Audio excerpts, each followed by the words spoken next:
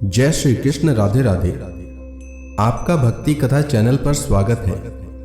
आपका दिन शुभ और मंगलमय हो। आज दिनांक है 5 दिसंबर और दिन सोमवार है। आज माघ मास के कृष्ण पक्ष की द्वितीय तिथि है। आज सूर्योदय का समय सुबह 7:15 और सूर्यास्त शाम 5:38 पर होगा। ब्रह्म मुहूर्त रहेगा सुबह 5:26 से सुबह 6:20 तक और अभिजीत मुहूर्त रहेगा दोपहर में 12:06 से दोपहर 12:47 तक। वही राहु काल सुबह में 8:33 से 9:51 तक रहेगा। आज आइए सुनते हैं माघ मास कथा का दूसरा अध्याय। राजा के ऐसे वचन सुनकर तपस्वी कहने लगे कि हे राजन, भगवान सूर्य बहुत शीघ्र उदय होने वाले हैं, इसलिए यह समय हमारे लिए स्नान का है, कथा का नहीं। सो आप स्नान करके अपने घर को जाओ और अपने गुरु श्री वशिष्ठ जी से इस महात्म्य को सुनो। इतना कहकर तपस्वी सरोवर में स्नान के लिए चले गए और राजा भी विधि पूर्वक सरोवर में स्नान करके अपने राज्य को लौटा और रानी वास में जाकर तपस्वी की सब कथा रानी को सुनाई। तब सूत जी कहने लगे कि महाराज ने अपने गुरु वशिष्ठ जी से क्या प्रश्न किया और उन्होंने क्या उत्तर दिया, सो कहिए।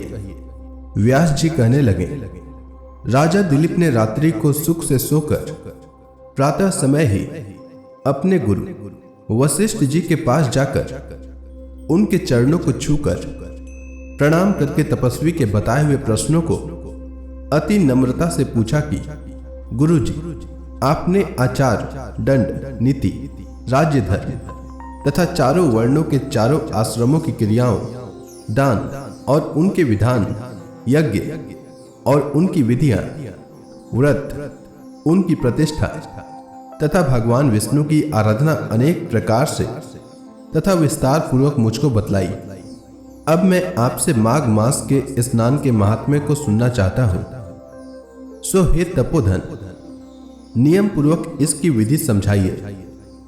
गुरु वशिष्ठ जी कहने लगे कि हे राजन, तुमने दोनों लोगों के कल्याणकारी, वनवासी तथा गृहस्थियों के अंतःकरण को पवित्र करने वाले माघ मास के स्नान का बहुत सुंदर प्रश्न पूछा है।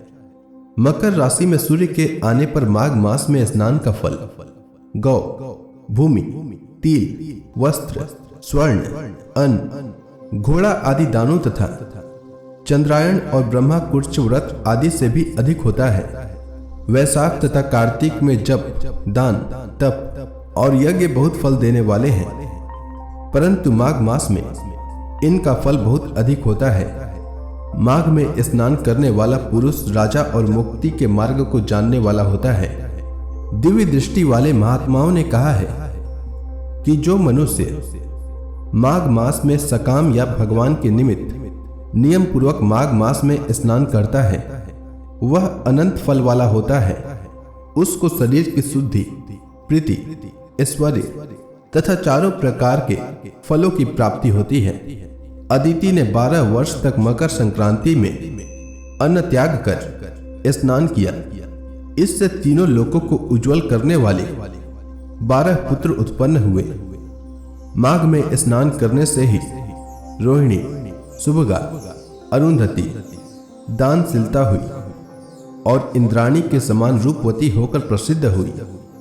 जो माघ मास में स्नान करते हैं तथा देवताओं के पूजन में तत्पर रहते हैं, उनको सुंदर स्थान, हाथी और घोड़ों की सवारी तथा दान को द्रव्य प्राप्त होता है। अतिथियों से उनका घर भरा रहता है और उनके घर में सदा वेद ध्वनि होती रहती है। वह मनुष्य धन्य है जो माघ मास में स्नान करते हैं, दान देते हैं तथा व्रत और नियमों का पालन करते हैं। और दूसरों के पुण्यों के क्षीण होने से मनुष्य स्वर्ग से वापस आ जाता है। परंतु जो मनुष्य माघ मास में स्नान करता है, वह कभी स्वर्ग से वापस नहीं आता। इससे बढ़कर कोई नियम, तप, दान, पवित्र और पाप नाशक नहीं है। भृगु जी ने मणि पर्वत पर विद्याधरों को यह सुनाया था। तब राजा ने कहा कि ब्राह्मण, भृगु ऋषि ने कब मणि पर्वत पर विद्याधरों को उपदेश दिया था, सो बतलाइए। तब ऋषि जी कहने लगे कि राजन, एक समय 12 वर्ष तक वर्षा न होने के कारण, सब प्रजा क्षीण होने के कारण संसार में बड़ी उद्विग्नता फैल गई। हिमाचल और विंध्याचल पर्वत के मध्य का देश निर्जन होने के कारण श्राद्ध, तप तथा स्वाध्याय सब कुछ छूट गया। सारा लोक विपत्तियों में फंसकर प्रजाहीन हो गया।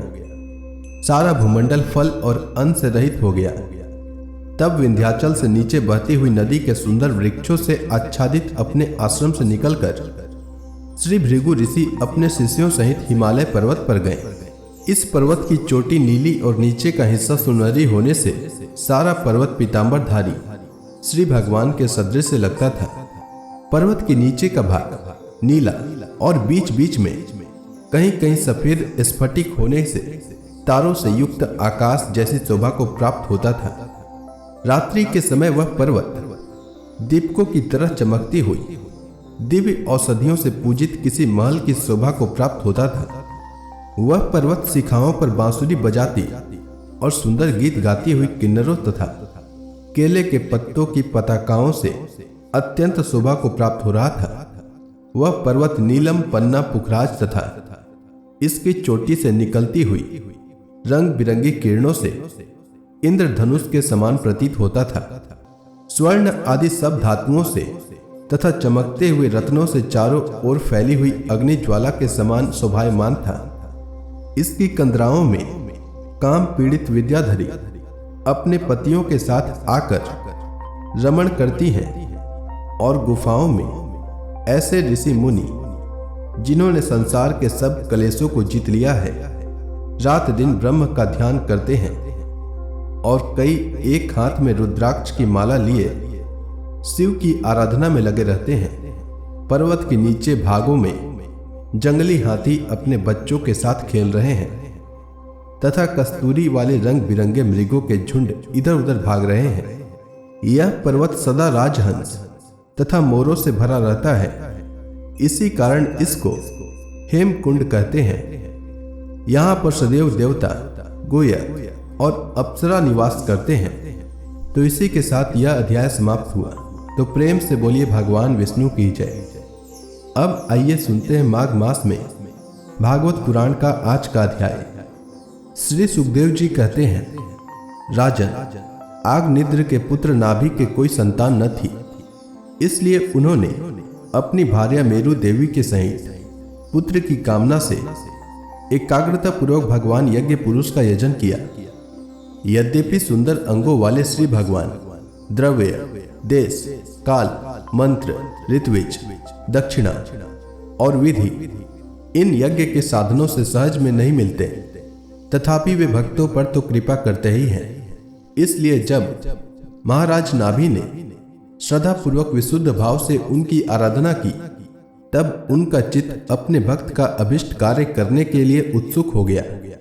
यद्यपि उनका स्वरूप सर्वथा स्वतंत्र है, तथापि उन्होंने प्रवगरे कर्म का अनुष्ठान होते समय उसे मन और नयनों को आनंद देने वाले अवयवों से युक्त अति सुंदर हृदयाकर्षक मूर्ति में प्रकट किया। उनके श्रीअंग में रेशमी पीतांबर था। वक्ष स्थल पर सुमनोहर श्रीवत्स चिन्ह सुशोभित था। भुजाओं में शंख, चक्र, गदा, पद्म तथा गले में वनमाला और कौस्तुभ मणि की शोभा थी। संपूर्ण शरीर अंग प्रत्यंग की कांति को बढ़ाने वाले किरण जाल मंडित मणिमय मुकुट, कुंडल, कंकण, करधनी, हार, बाजूबंद और नुपुर आदि आभूषणों से विभूषित था। ऐसे परम तेजस्वी चतुर्भुज मूर्ति पुरुष विशेष को प्रकट हुआ देख ऋत्विज, सदस्य और यजमान आदि सभी लोग ऐसे आह्लादित हुए जैसे निर्धन पुरुष अपार धन राशि पाकर फूला नहीं समाता। फिर सभी ने सिर झुकाकर अत्यंत आदर पूर्वक प्रभु की अर्घ्य द्वारा पूजा की और ऋत्विजों ने उनकी स्तुति की। ऋत्विजों ने कहा, पूज्यतम, हम आपके अनुगत भक्त हैं, आप हमारे पुनः पुनः पूजनीय हैं, किंतु हम आपकी पूजा करना क्या जाने। हम तो बार बार आपको नमस्कार करते हैं, इतना ही हमें महापुरुषों ने सिखाया है। आप प्रकृति और पुरुष से भी परे हैं, फिर प्राकृत गुणों के कार्यभूत इस प्रपंच में बुद्धि फंस जाने से आपके गुणगान में सर्वथा असमर्थ ऐसा कौन पुरुष है जो प्राकृत नाम, रूप एवं आकृति के द्वारा आपके स्वरूप का निरूपण कर सके। आप साक्षात परमेश्वर हैं।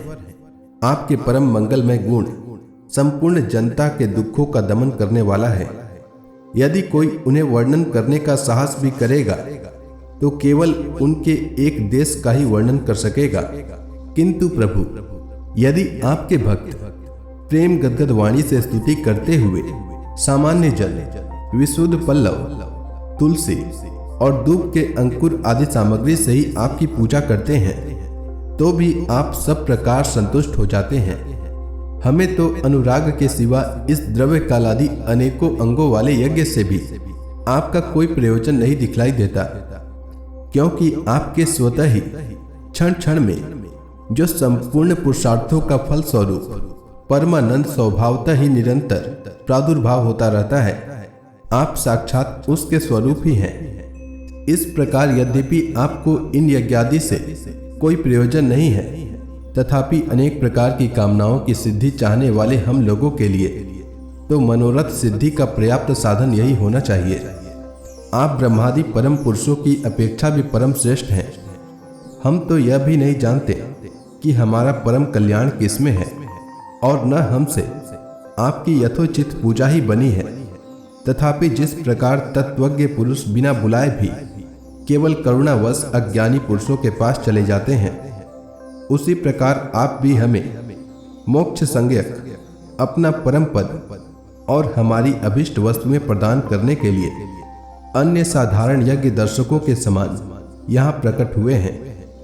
पूज्यतम, हमें सबसे बड़ा वर तो आपने यही दे दिया कि ब्रह्मादि समस्त वरदायकों में श्रेष्ठ होकर भी आप राजर्षि नाभि की इस यज्ञशाला में साक्षात हमारे नेत्रों के सामने प्रकट हो गए।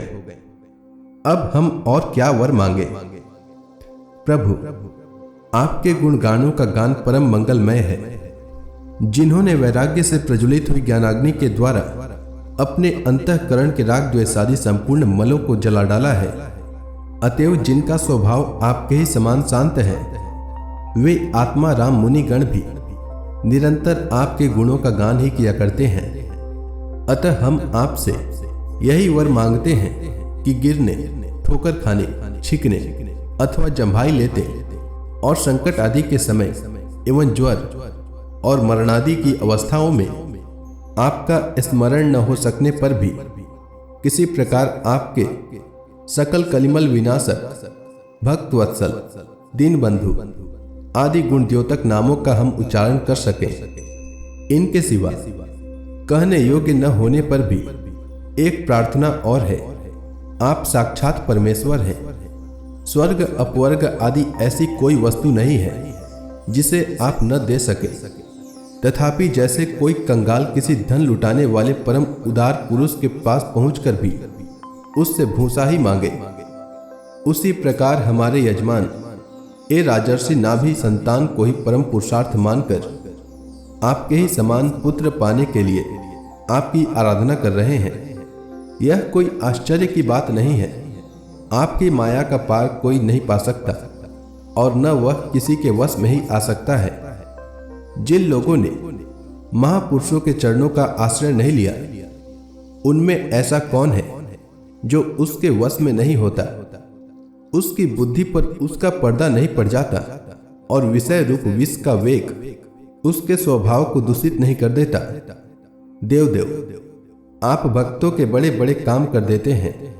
हम मंदमतियों ने कामनावश इस तुच्छ कार्य के लिए आपका आवाहन किया, यह आपका अनादर ही है, किंतु आप समदर्शी हैं। अतः हम अज्ञानियों की इस धृष्टता को आप क्षमा करें। श्री सुखदेव जी कहते हैं, राजन, वर्षाधिपति नाभि के पूज्य ऋत्विजों ने प्रभु के चरणों की वंदना करके जब पूर्वोक्त स्तोत्र से स्तुति की, तब देवश्रेष्ठ श्री हरि ने करुणावश इस प्रकार कहा। श्री भगवान ने कहा, ऋषियों, बड़े असमंजस की बात है। आप सब सत्यवादी महात्मा हैं। आपने मुझसे यह बड़ा दुर्लभ वर मांगा है कि राजर्षि नाभि के मेरे समान पुत्र हो।